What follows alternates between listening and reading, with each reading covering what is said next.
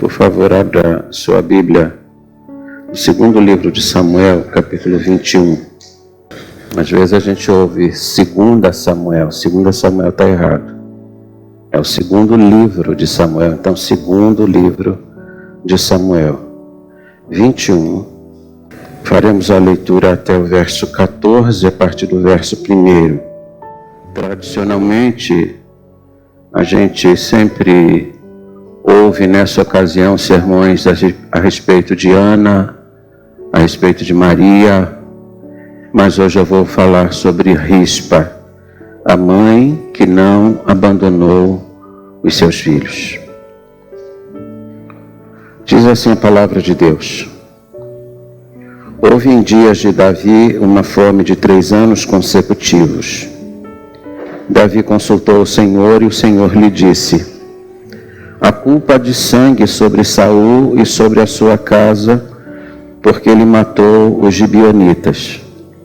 Então chamou o rei os gibeonitas e lhes falou: os gibeonitas não eram o dos filhos de Israel, mas do resto dos amorreus, e os filhos de Israel lhes tinham jurado poupá-los. Porém Saul procurou destruí-los no seu zelo pelos filhos de Israel e de Judá. Perguntou Davi aos gibeonitas: que quereis que eu vos faça? E que resgate vos darei para que abençoeis a herança do Senhor? Então os gibeonitas lhe disseram: não é por prata nem ouro que temos questão com Saul e com a sua casa. Nem tampouco pretendemos matar pessoa alguma em Israel. Disse Davi: que é, pois, que quereis que vos faça? Responderam ao rei: quanto ao homem que nos destruiu e procurou que fôssemos assolados, sem que pudéssemos subsistir em limite algum de Israel, de seus filhos se nos deem 7 homens, para que os enforquemos ao Senhor em Gibeá de Saul, o eleito do Senhor. Disse o rei: eu os darei. Porém o rei poupou a Mefibosete, filho de Jonatas, filho de Saul, por causa do juramento ao Senhor que entre eles houvera, entre Davi e Jonatas, filho de Saul. Porém tomou o rei os 2 filhos de Rispa, filha de Aiá, que tinha tido com Saul, a saber, a Armone, a Mefibosete, como também os 5 filhos de Merabe, filha de Saul, que tivera de Adriel, filho de Barzilai, Meolatita, e os entregou nas mãos dos gibeonitas, os quais os enforcaram no monte perante o Senhor. Caíram os 7 juntamente. Foram mortos nos dias da ceifa, nos primeiros dias, no princípio da ceifa da cevada. Então Rispa, filha de Aiá, tomou um pano de saco e o estendeu para si sobre uma penha, desde o princípio da ceifa até que sobre eles caiu água do céu. E não deixou que as aves do céu se aproximassem deles de dia, nem os animais do campo de noite. Foi dito a Davi o que fizera Rispa, filha de Aiá, e concubina de Saul. Então foi Davi e tomou os ossos de Saul e os ossos de Jonatas, seu filho, dos moradores de Jabes de Gileade, os quais os furtaram da praça de Bet-Sean, onde os filisteus os tinham pendurado no dia em que feriram Saul em Gilboa. Dali transportou os ossos de Saul e os ossos de Jonatas, seu filho, e ajuntaram também os ossos dos enforcados. Enterraram os ossos de Saul e de Jonatas, seu filho, na terra de Benjamim, em Zela, na sepultura de Quis, seu pai. Fizeram tudo o que o rei ordenara. Depois disto, Deus se tornou favorável para com a terra. Que Deus abençoe a sua palavra. Vamos orar. Humildemente, Pai, eu me coloco diante do Senhor, primeiramente para agradecer pelo registro bíblico e suplicar mais uma vez Que o Senhor nos conceda a graça de compreendermos a Tua palavra e prospectarmos dela as lições que serão pertinentes para a nossa vida. Abençoe cada mãe, cada filho, cada família aqui representada. E dá, ó Deus, a cada um a edificação necessária para este momento. Receba nosso culto, a nossa adoração e pedimos-te, usa o teu servo, no nome de Jesus. Amém. Por favor, tome assento.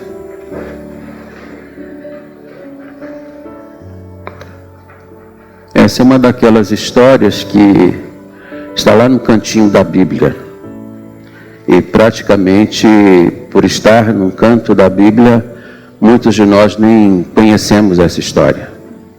Rispa é, para grande parte do público evangélico, uma figura anônima, embora sua história esteja registrada neste livro.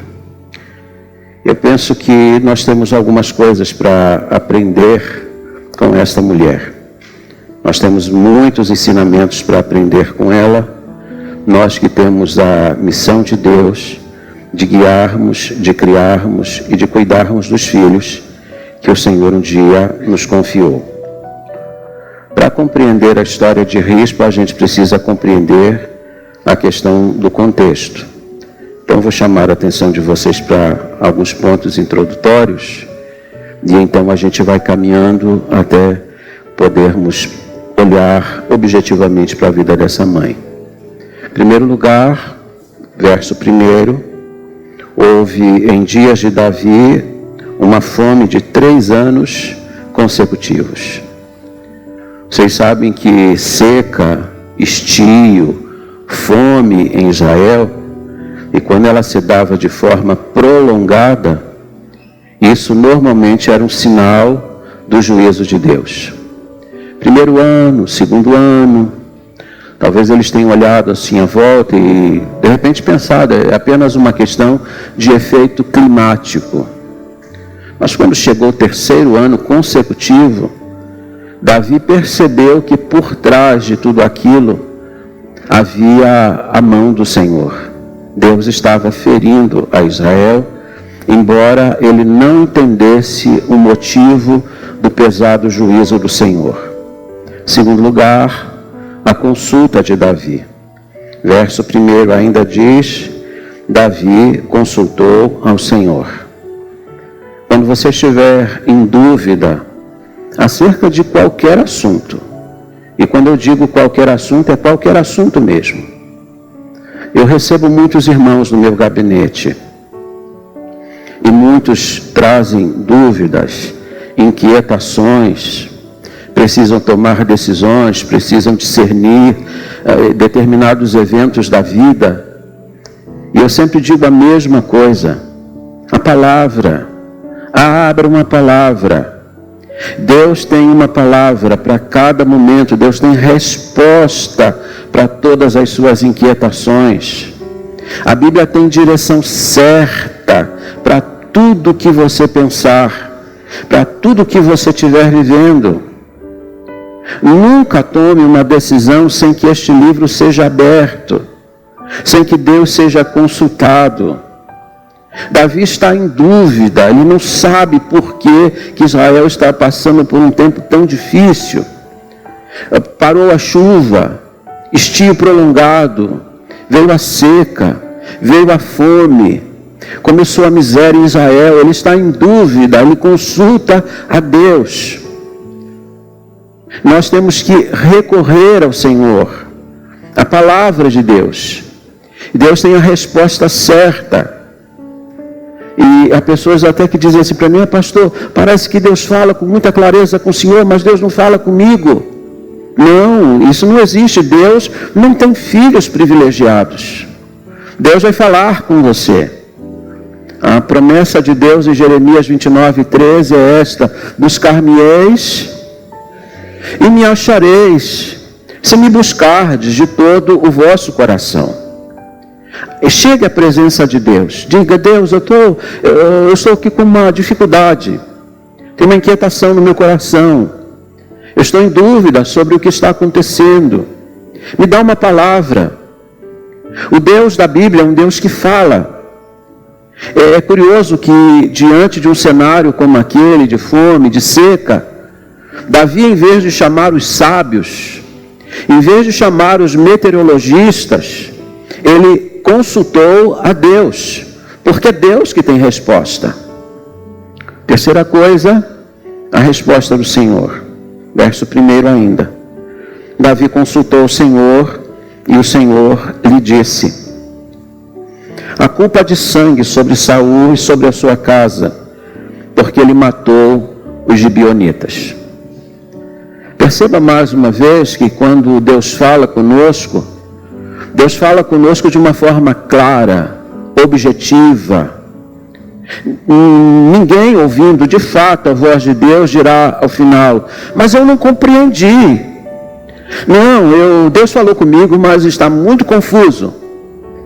Eu repito aqui mais uma vez aquilo que tenho afirmado aqui ao longo dos anos.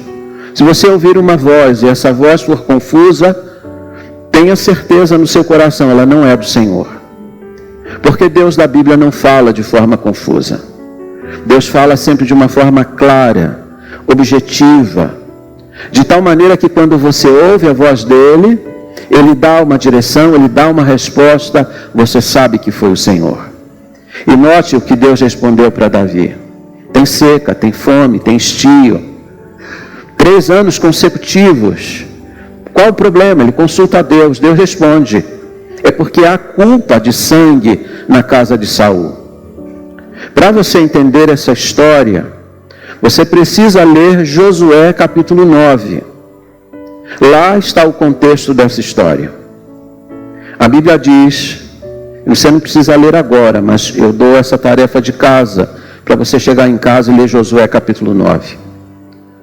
A Bíblia diz que os filhos de Israel estavam em marcha de conquista da terra prometida. Moisés tinha morrido, Josué assumiu seu lugar. Primeira empreitada, atravessaram o Jordão a pé enxuto. Mais adiante conquistaram Jericó. E mais adiante sofreram uma derrota diante da cidade de Ai. Josué consultou a Deus, Deus disse que tinham pecado, corrigiram o problema. E uma nova investida à cidade de Ai. E agora Ai caiu de uma forma retumbante diante de Israel. A próxima cidade que seria conquistada era a cidade de Gibeá, a cidade dos gibeonitas. Acontece que quando os gibeonitas perceberam que os filhos de Israel estavam vindo para conquistá-los, reuniram seu conselho de anciãos, porque eles não tinham um rei, mas tinham um conselho de anciãos, e tentaram engendrar um plano para livrar-se das mãos dos filhos de Israel, porque eles já tinham notícia do que Deus estava fazendo no meio daquele povo, desde que eles tinham saído do Egito. Não havia quem pudesse resisti-los no caminho. E eles então tiveram uma ideia fantástica do ponto de vista pragmático. Será assim: em vez da gente enfrentá-los, vamos criar um artifício. Vamos vestir roupas velhas, calçar sapatos velhos, vamos deixar a barba bem grande e descuidada, vamos levar odres de vinho velhos e remendados, e vamos levar pão velho e bolorento. Chegaremos à presença de Josué e diremos: nós somos de um povo que vem de muito longe, e tendo ouvido a fama de Deus, nós queremos nos aparentar, queremos fazer uma aliança, queremos fazer um pacto com vocês. Nós estamos convencidos de que o Deus de Israel é um Deus poderoso, e nós queremos estar em aliança com vocês. Note que eles não vinham de longe, eles vinham de perto. Deixaram a aparência bem desgastada para dar a impressão de que eram indefesos. E diz a Bíblia, e aí é que está a grande tragédia. Aí está a tragédia da sua vida e a tragédia da minha vida muitas vezes. Diz a Bíblia que Josué e os príncipes de Israel não consultaram a Deus. E ali fizeram uma aliança. Ali estabeleceram um pacto com eles, pensando que aquele povo vinha de um lugar muito distante. Se Josué tivesse consultado a Deus, aquela aliança não teria sido feita. Mas quantas vezes você e eu, de forma precipitada, com base naquilo que os nossos olhos revelam, naquilo que o nosso coração concebe, imagina, a gente vai lá e assume uma postura com alguém. Quantas pessoas já se casaram sem antes consultar a Deus? Quantas pessoas tendo ouvido uma proposta mirabolante, vamos fazer uma sociedade, eu já tenho dinheiro, eu tenho um lugar, ou eu tenho as máquinas, vamos fazer uma aliança. E aí você, com base naquilo que seus olhos estão mostrando, com base naquilo que a sua percepção declara, você vai lá e assina e faz um pacto, você assume uma aliança, você faz uma sociedade. E aí depois, quando os problemas aparecem, aí você lembra de fazer o que Davi fez aqui, vai consultar a Deus, antes de fazer qualquer coisa. E quem sabe eu não estou falando aqui para alguém aqui neste auditório, que está prestes a fechar um negócio, que está prestes a fazer uma sociedade com alguém, que está prestes a assumir um compromisso de namoro, de noivado, até de casamento com alguém, mas ainda não consultou a Deus. Se Davi tivesse consultado a Deus, Deus teria dito para ele: não faça.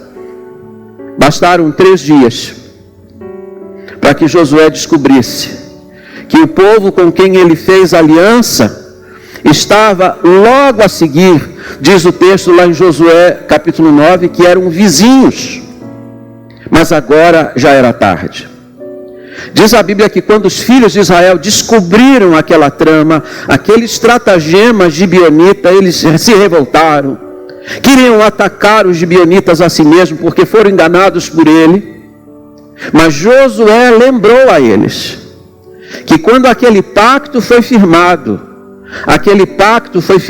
diante de Deus. Aquela aliança foi afirmada diante de Deus. Diz Josué capítulo 9 que aquilo foi perante o Senhor. O que pode indicar que na hora em que o pacto foi estabelecido, eles apresentaram um sacrifício a Deus. E agora Josué diz: mesmo que nós quiséssemos voltar atrás, nós não poderíamos, porque já fizemos o pacto diante do Senhor. Veja a seriedade de um pacto. Você não pode fazer um pacto de forma inconsequente. E eles fizeram. Diz a Bíblia que agora, passados 300 anos desde aquele pacto, Saul é rei de Israel, o primeiro rei de Israel, o primeiro na linha da dinastia de Israel. Diz a Bíblia que por causa do zelo dos filhos de Israel e por causa dos filhos de Judá, ele resolveu atacar os gibeonitas e exterminá-los. Seria uma exterminação ética, ou étnica, melhor dizendo. Ele queria acabar com aquele povo. E ele empreendeu uma guerra contra eles, derramou o sangue deles. 300 anos depois, diz a Bíblia que Deus vem agora sobre Israel e fere a nação por 3 anos consecutivos, porque aquele pacto havia sido quebrado. Saul sabia do pacto, mas ele tentou ignorar o pacto. Saul era um tipo de pessoa assim meio que contraditório, sabe? Um dia Deus disse assim para ele: eu quero que você acabe, extermine com os amalequitas completamente, homens, animais, não importa, eu quero que você extermine com tudo. A Bíblia diz que ele foi lá e exterminou o povo, mas poupou o rei Agag. E quando ele olhou para o rebanho dos amalequitas, ele disse: mas são animais muito bonitos, vamos guardá-los para nós. Você conhece a história. Samuel vai ao encontro dele e disse: Deus tem prazer nisso, em que não se obedeça a sua palavra. Ele ofereceu a Deus uma obediência parcial, fez o que Deus mandou fazer em parte, Ele não obedeceu à voz do Senhor. E agora, quando ele sabia que Deus tinha dado ordem para que não se tocasse nos gibeonitas, ele vai lá e desobedece. Quando Deus manda exterminar, ele não extermina. Quando Deus manda não exterminar, ele quer exterminar. Ele faz tudo ao contrário do que Deus manda.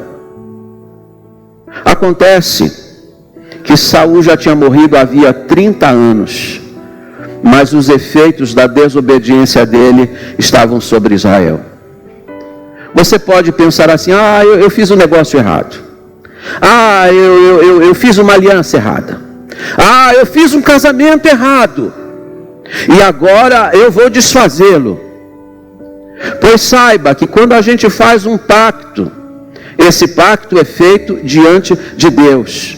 E você deve considerar as implicações que isso terá na sua vida e também na sua família, porque aquele pacto quebrado interferiu na vida de Israel. Esse é o contexto. Quarto lugar, a escolha dos gibeonitas. Quando Deus disse a Davi que o problema de Israel tinha a ver com o fato de que Saul tinha quebrado aquele pacto, que ele tinha derramado o sangue dos gibeonitas, Davi pensou: só tem um jeito, vou chamar os gibeonitas até aqui. Veio uma comitiva, possivelmente anciãos, e Davi perguntou assim: o que eu devo dar a vocês, para que agora vocês nos abençoem? Veja que agora dependia de uma palavra deles, porque foram eles os feridos naquele pacto. O que eu devo dar a vocês, para que vocês nos abençoem?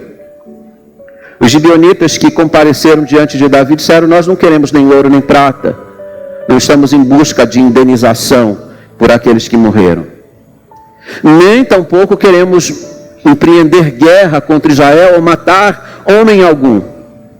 A única coisa que nós queremos é que o rei nos dê 7 dos filhos de Saul, para que nós enforquemos. E Davi disse assim: eu os darei. Eu penso que Davi aqui cometeu o mesmo erro de Josué. Ele não deveria ter dito: ok, eu preciso orar, eu preciso consultar a Deus acerca desse pedido, eu preciso de mais alguns momentos para pensar sobre este assunto. Eu não posso decidir sobre um assunto como este sem antes consultar o meu Deus. Ele respondeu de pronto: eu os darei. Quantas vezes você e eu queremos responder coisas tão sérias sem antes refletir, sem antes perguntar a Deus o que Ele quer? Mas o fato é que Davi disse que daria e os deu. Mas, notem, em quinto lugar, a fidelidade do rei. Quando Davi disse que daria 7 dos filhos de Saul, ele disse: um eu vou poupar. Mefibosete, que era filho de Jonatas, filho de Saul. Mefibosete era aquele menino que, quando a sua ama se assustou com alguma coisa, correu, deixou o menino cair e ele ficou aleijado dos pés. E Jonatas, antes de morrer, disse a Davi assim: olha, eu quero que você cuide do meu filho. Cerca meu filho. Poupa a vida do meu filho. E diz a Bíblia que Davi fez um pacto com Jonatas, de que cuidaria de Mefibosete como se fosse seu próprio filho. Davi fez um decreto em Israel devolvendo todas as terras de Saul e deu para Mefibosete. Colocou Mefibosete para comer na sua mesa como se fosse o seu próprio filho. E agora Davi se lembrou do pacto. Ele disse: Mefibosete eu não entrego. O que mostra que Davi levava a sério os pactos que ele assumia. Quando você dá a palavra a alguém, e eu sou de uma época, eu até disse para uma adolescente da igreja há pouco, você sabe quando uma pessoa está ficando velha? Quando ela diz assim: no meu tempo, isso significa que eu estou ficando velho. Na minha época, a palavra valia mais do que documento. E a palavra do crente deveria valer mais do que documento. Porque a nossa palavra tem que ser sim, sim, não, não. A sua palavra deveria ser uma palavra confiável. E a de Davi o era. Ele disse: eu vou cuidar dele, e cuidou. Mas diz a Bíblia que, tendo poupado Mefibosete, não poupou os 2 filhos de Rispa, Armone e Mefibosete. Esse Mefibosete, filho de Rispa, não é o mesmo filho de Jônatas. Devia ser o nome popular. Outro dia eu parei lá em Aparecida para abastecer o carro e todas as moças que eram frentistas lá no posto tinham o nome de Aparecida. Nome popular na cidade. Talvez Mefibosete fosse aquele nome que todo mundo queria dar, né? Tem épocas aqui na igreja que todos os meninos têm o mesmo nome. Mas enfim, é o outro Mefibosete. Entregou os 2 filhos de Rispa e entregou os 5 filhos de Merabe, que eram 5 netos de Saul, para serem enforcados. E diz a Bíblia que os gibeonitas os penduraram e eles morreram no mesmo dia. Essa é a história. Agora vamos às implicações dela. Nesse ponto da história vai sobressair uma mulher estrangeira, que era concubina do rei Saul, chamada Rispa. Primeira verdade que ela ensina para nós é que ela não abandonou seus filhos. Tem pai, tem mãe, mais os pais do que as mães, que abandonam seus filhos em vida, que viram as costas aos seus filhos em vida, porque cometeram algum erro, porque se envolveram em coisa errada, porque a filha engravidou, e agora não querem mais vínculos, dizem: eu não tenho mais filho, eu não tenho mais filha. Abandonam os filhos em vida. Mas diz a Bíblia que esta mulher não abandonou os seus filhos na morte, porque eles foram pendurados em uma forca e não foram sepultados. Talvez porque agora enforcados diante de uma ordem real, pertenciam ao rei e a mãe não tinha autoridade de sepultá-los, precisava de uma ordem real. Se você olhar a continuidade do texto, e eu falei sobre isso domingo à noite passado, que o erro de muitas vezes interpretarmos textos da Bíblia é não olharmos para o contexto mais amplo. Aquilo que vem antes, aquilo que vem depois. Na continuidade, Davi parte para uma guerra. Ele entrega os filhos de Rispa, os filhos de Merabe e vai para uma guerra. Davi era homem de guerra. Davi foi rei de Israel por mais de 40 anos. Mas a maior parte desses anos foi no campo lutando e não assentado no trono. E diz a Bíblia que quando ele ficou no palácio, ele se envolveu em pecado. Ele era homem de guerra. Ele entregou os filhos e foi para a guerra. Hoje nós temos um WhatsApp. Hoje nós temos redes sociais. Hoje a gente tem e-mail. Hoje a gente tem telefone. Naquela época não era assim. Uma informação para chegar a uma pessoa às vezes levava meses, anos. Davi ficou pelo menos 6 meses fora lutando. E durante 6 meses, os filhos de Rispa ficaram sobre o solo insepultos. E diz a Bíblia que durante este tempo, ela ficou ali ao lado deles, dia e noite, dia e noite, sol, frio, não importa, feras, aves de rapina, e ela estava ali ao lado deles. Não desistiu deles, nem mesmo depois de mortos. E aqui me permita abrir um parênteses, porque sempre procuro corrigir os irmãos naquilo que eu acho que é pertinente. Já vi muitos irmãos aqui na igreja dizendo assim: depois que eu morrer, pode fazer o que quiser com o meu corpo. Não, senhores. Se há um princípio que a Bíblia ensina, é da dignidade do corpo. E aquela mãe compreendeu isso, disse: eu não vou deixar as aves de rapina devorarem os corpos dos meus filhos. Eu não vou deixar os abutres destruir os corpos dos meus filhos. Eu quero que eles tenham dignidade na morte. Ela ficou ali para preservá-los de qualquer tipo de ataque. Aí eu fico pensando sobre isso. Quantas vezes eu vejo gente desistindo de filhos em vida. fechando as portas, fechando o coração, numa desistência ampla em relação aos filhos. Não quero saber, não tenho mais filho, não me fale mais dele, não me fale mais dela. E aqui está uma mulher cuidando de filhos mesmo depois da morte deles. Será que ela não tem algo para ensinar para nós? De uma mulher que olha para os filhos, ama os filhos, e imagine ficar ali, naquele lugar, vendo os corpos se decompondo. Imagine o cheiro que eles exalavam, e ela ficou ali. Você diz assim: meu filho chegou num ponto que eu não quero mais saber. O cheiro que exala, não quero mais saber. Pois ela não saiu do lado deles. Existem 5 princípios aqui, rapidamente, que eu quero mencioná-los.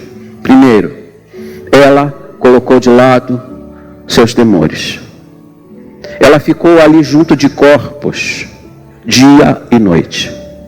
Imagine ficar à noite naquele lugar.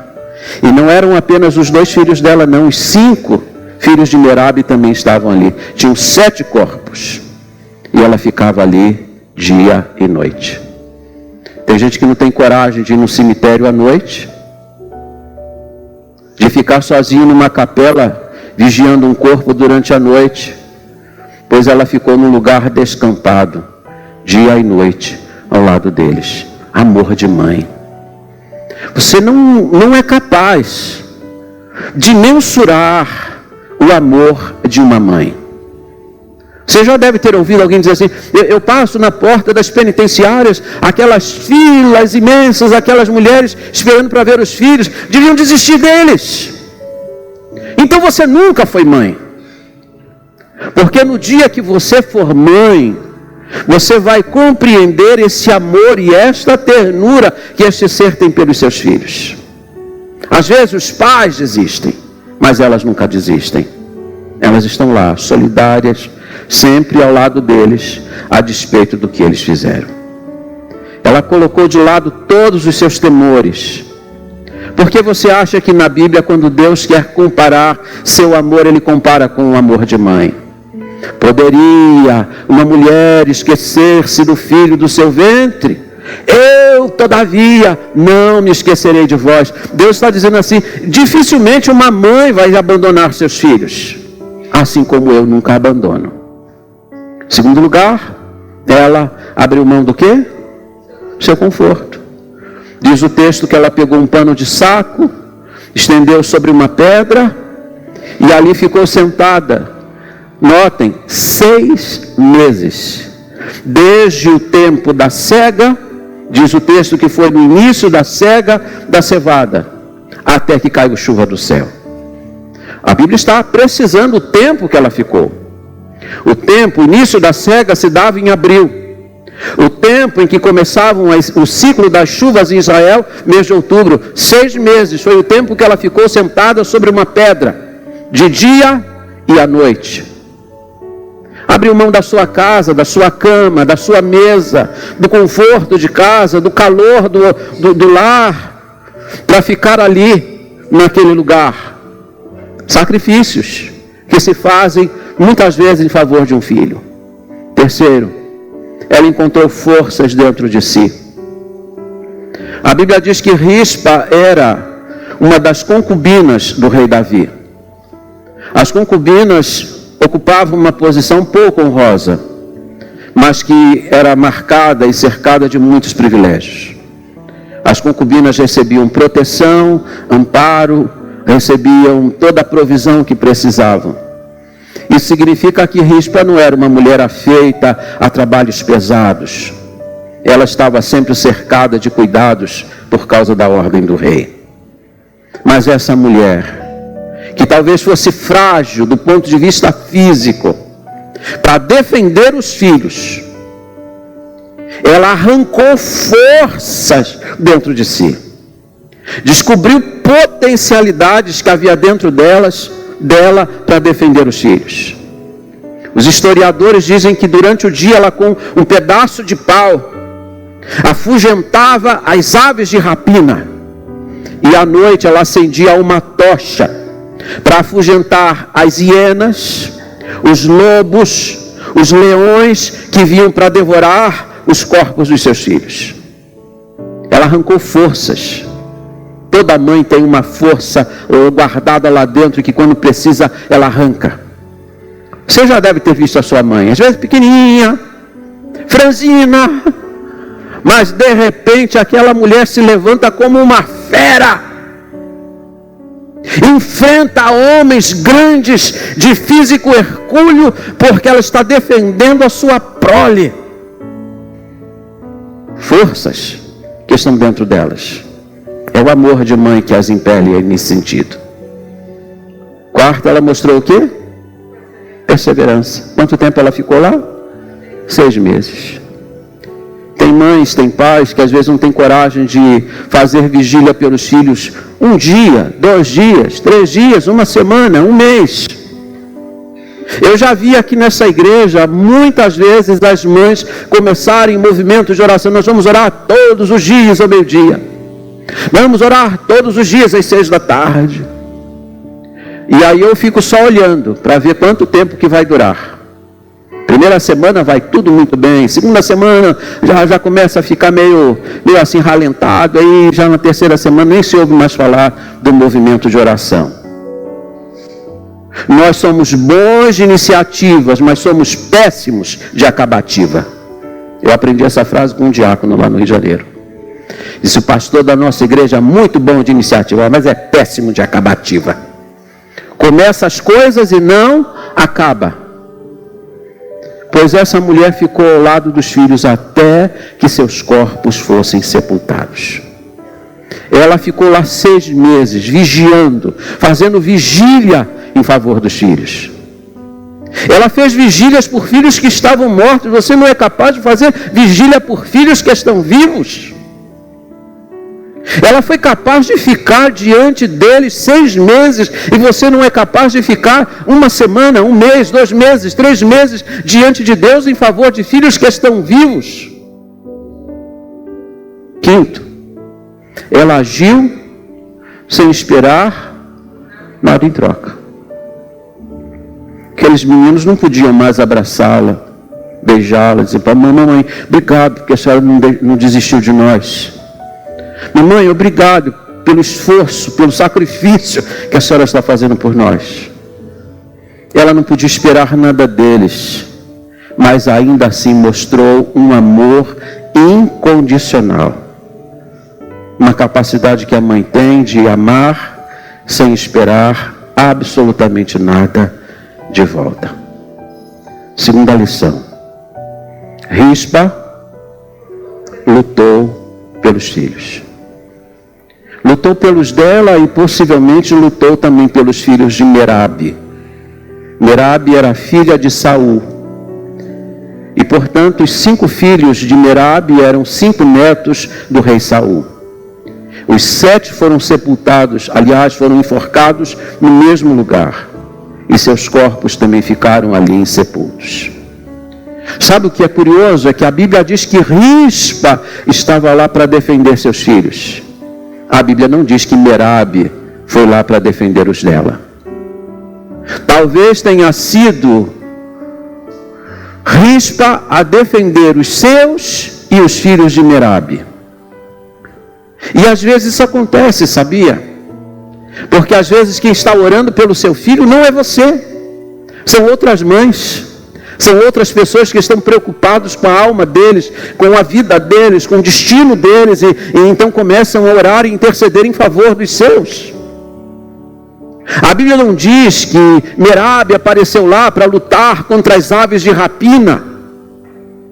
E aqui me permita abrir um parênteses, porque eu acho que ele é importante.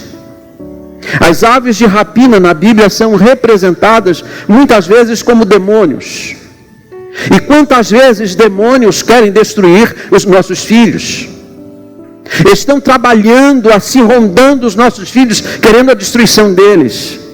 Rispa estava lá para afugentar as aves de rapina, mas não diz que Merabe foi lá. Alguns estudiosos dizem que nesse tempo Merabe já tinha morrido e que Mical estava cuidando dos filhos dela. Seja como for, não apareceu um parente para defender que não fosse Rispa. Deixa eu lhe fazer uma pergunta, eu sei que pergunta perturba. Quem é que está lutando pelos seus filhos? Quem é que está preocupado com a alma deles? Quem é que está levantando a Deus petições diariamente? Quem é que está afugentando as aves de rapina que estão tentando rondar os seus filhos para levá-los à destruição? Terceiro lugar, Rispa chamou a atenção de todos. Segundo os historiadores, e a tradição judaica fala isso, que como ela ficou naquele lugar, e observe um detalhe, ela foi para lá, e ela não perdia os meninos de vista a tempo nenhum, nem de dia, nem de noite. Ela não se preocupou quando foi para lá para ficar junto dos corpos, com sua provisão. Quem ia levar água para ela? Quem ia levar comida para ela? A tradição judaica diz que depois de alguns dias daquela mulher ali, naquele lugar, sem qualquer tipo de provisão, que a atitude dela comoveu as mulheres em Israel. E que as mulheres de Israel passaram a visitá-la, levando tudo aquilo que ela precisava para se manter naquele lugar. A atitude dela comoveu a nação de Israel. Eu não posso provar esse ponto, embora a tradição seja bastante confiável naquilo que afirma. Mas se eu não posso confiar completamente na tradição judaica, eu posso confiar na Bíblia. Porque o verso 11 diz assim, que se contou ao rei Davi a respeito do que Rispa estava fazendo. De que desde que seus filhos tinham sido enforcados, ela não saiu do lado deles. Davi, que tinha empreendido uma guerra, que tinha ficado fora, quando chegou, ficou sabendo. Disse assim, Davi, você sabia que os filhos de Rispa estão lá e que ela continua do lado dos corpos dos seus filhos? E aqui me permita, mais uma vez, abrir um parênteses. Davi teve muitos problemas com Saul. Saul foi um perseguidor de Davi. Tentou matá-lo várias vezes. Talvez por isso, 30 anos depois da morte de Saul, os ossos de Saul ainda não tinham sido recolhidos. Ele tinha sido também morto pelos filisteus e os seus ossos ficaram para lá. E Davi não se importou. Mas quando Davi viu a atitude daquela mãe, e aqueles meninos que tinham morrido ali eram da família de Saul, parece que naquela hora, aquela rusga antiga, aquela mágoa antiga foi suscitada em seu coração. E ele então deu ordem ao seu exército para que fosse buscar os ossos de Saul em Jabes de Gileade e os ossos de Jonatas que tinham ficado para lá quando foram mortos pelos filisteus. E deu ordem para que os ossos, já eram esqueletos, os filhos de Rispa e os filhos de Merabe. E Davi mandou que eles fossem sepultados no jazigo real, que eles recebessem a dignidade necessária naquela hora. E somente nesta hora é que Rispa levantou-se daquele lugar e foi para sua casa.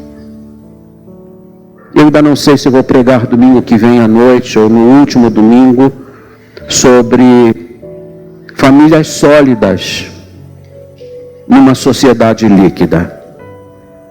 Sociedade líquida foi um termo concebido por Zygmunt Bauman, falando que tipo de sociedade nós temos.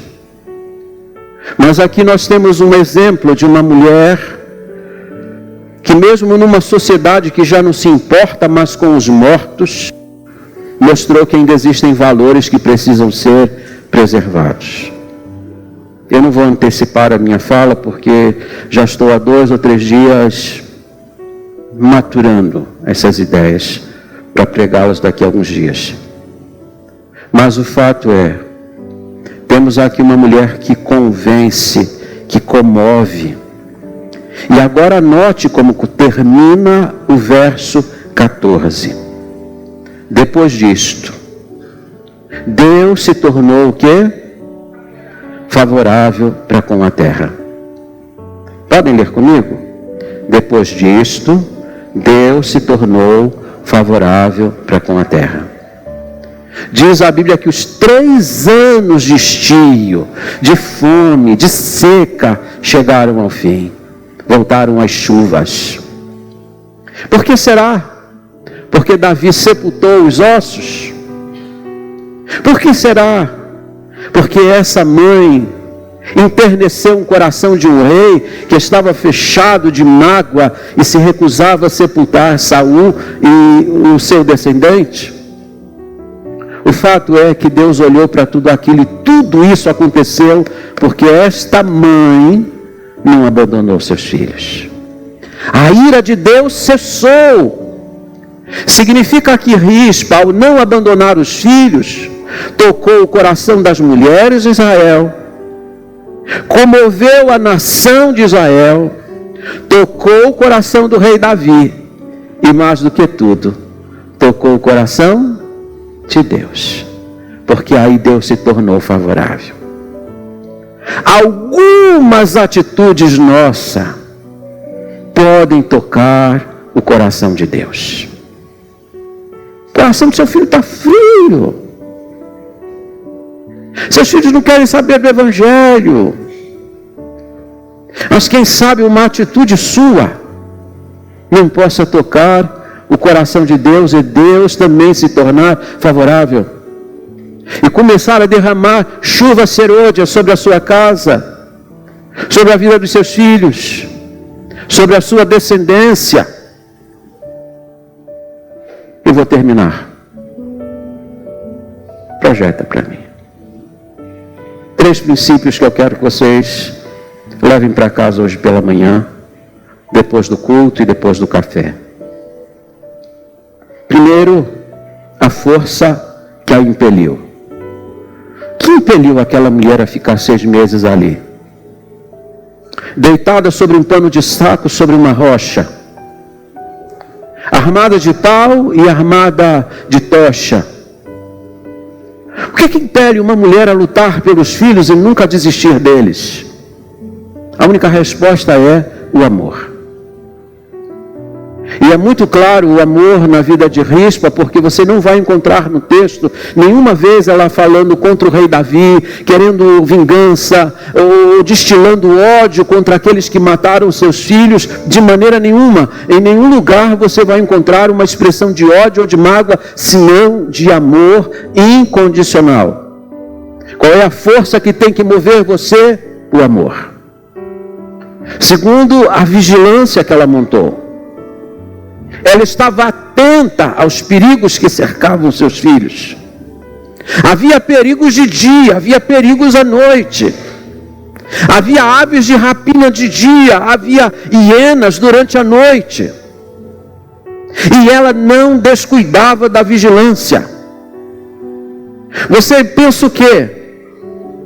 Que seus filhos não estão sendo cercados de perigos de dia e de noite? Você pensa o quê? Que não existe toda uma força engendrada no mundo espiritual para devorar os seus filhos? Pois esta mulher montou uma vigilância e não permitiu que seus filhos fossem tocados por aqueles que queriam devorá-los. Não precisaríamos diante de Deus pedir: Senhor, por favor, me dá a tenacidade desta mulher para também vigiar meus filhos.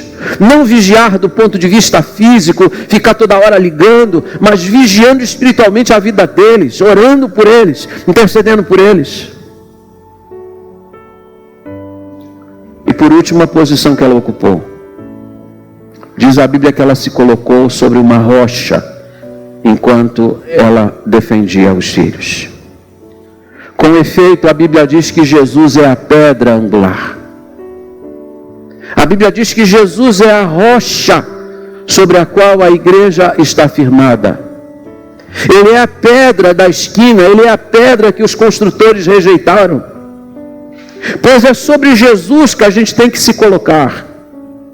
É apoiado na fé nele que nós temos que nos colocar enquanto defendemos a nossa prole. Confiança e dependência em Jesus. E certamente Deus há de nos dar a bênção de não apenas tocarmos o coração de quem está perto, para que digam assim, olha que mãe, olha que pai, mas tocarmos o coração daquele que pode se tornar favorável para nós, o Senhor. Deus tem sido favorável. Deus tem derramado chuva serôdia sobre a sua casa, sobre a vida dos seus filhos. Não está no tempo da gente também se levantar de forma altaneira em favor dos filhos. A igreja de pé, por favor.